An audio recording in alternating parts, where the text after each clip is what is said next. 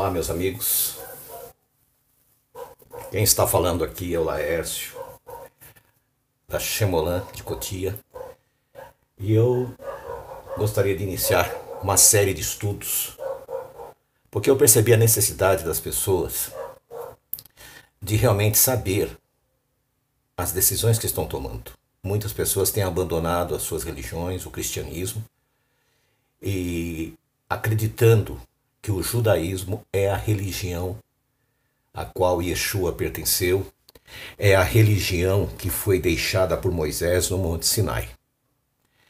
E nesse estudo, de número 1, eu gostaria de mostrar a vocês que não é realidade isto.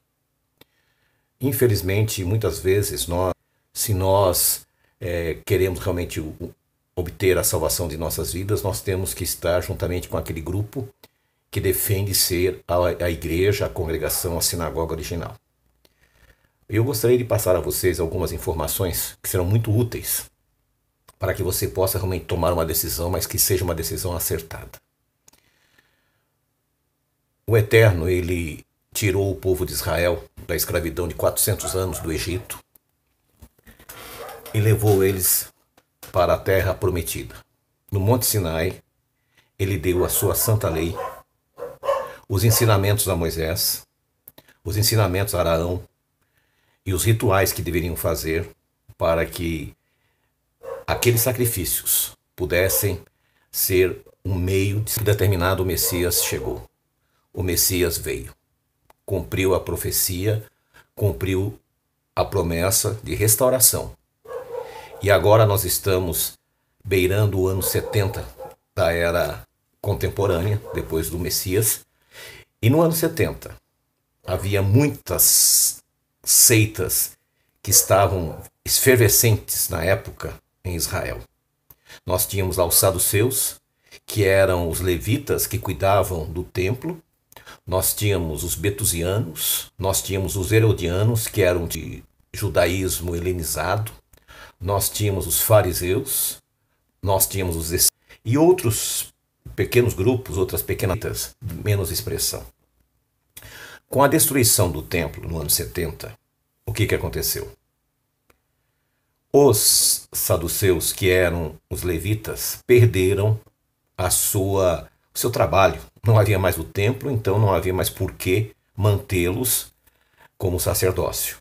Por sua vez, os essênios foram praticamente exterminados. Os zelotes, que eram guerreiros, foram perseguidos e exterminados. As outras seitas, os betusianos e os herodianos, acabaram se incorporando a uma seita que permaneceu, que eram os fariseus. E essa seita dos fariseus, que era uma das menores na época, segundo Flávio Joséfo, não passava de 6.000 membros, eles pereceram porque eles tinham uma capilaridade muito grande, eles tinham muitas sinagogas. E essas sinagogas estavam espalhadas em toda a terra de Israel e nos países vizinhos. E essas outras seitas que sobreviveram deixam de existir e se incorporam ao farisaísmo. Por sua vez, os romanos fazem um acordo espúrio com os fariseus para que se mantivesse a paz. Eles aceitariam que os fariseus fossem considerados a religião oficial do povo judeu. Então percebam, até o ano 70 haviam várias seitas. Com a destruição do templo, sobra-se uma só, que absorve as que sobraram. Apenas uma das seitas, que era a seita dos messiânicos, os seguidores de Yeshua, conhecido também como nazarenos ou do caminho, eles não são aceitos pelos fariseus, mas são uma seita que continua o seu caminho. Havia muita discórdia, mas eles ainda eram aceitos, mas não reconhecidos pelos romanos.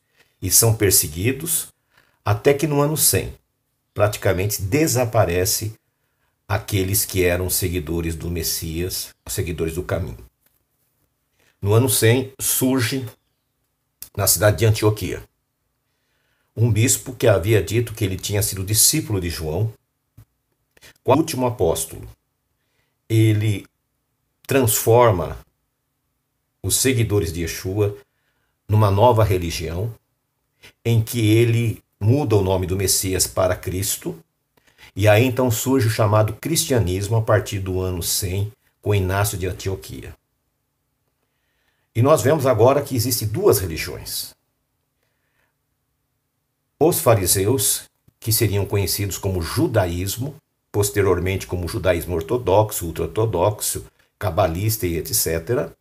E nós temos agora o cristianismo nascendo a partir do bispo de Inácio de Antioquia. Seria desse embrião de Inácio de Antioquia que no século IV iria nascer a Igreja Católica Apostólica Romana, tendo como líder o imperador como seu papa. Nesse período, os seguidores de Yeshua deixaram de existir, praticamente foram extintos. Muitos dos seguidores do chamado cristianismo mantiveram os princípios da Torá, observando Shabat, a questão alimentar, e até no século IV e V existem relatos que cristãos ainda mantinham esta obediência. Foi nesse período que a perseguição foi muito forte. Então foi substituído o sábado pelo domingo, a alimentação kasher foi abandonada, e assim começa a saga do movimento cristão, agora católico apostólico romano, e por sua vez o judaísmo, que havia assumido todas as outras seitas por imposição, agora é a religião oficial do povo judeu. No século IV, Hilel II, o último presidente do Sanedrim, faz um acordo com Roma para que não houvesse uma perseguição maior. Ele tinha um relacionamento muito próximo com o imperador Juliano o Apóstata, que ele deveria mudar o calendário, que até então era observado pelo surgimento da lua nova, aonde marcaria as festas. Em Levíticos 23 é-nos dado a orientação para marcar as festas. Os dias não eram fixos, mas eram 10, a partir do 10º dia seria Yom Kippur, a partir do 15º seria Tabernáculo, e as demais festas, todas tendo como base a lua nova.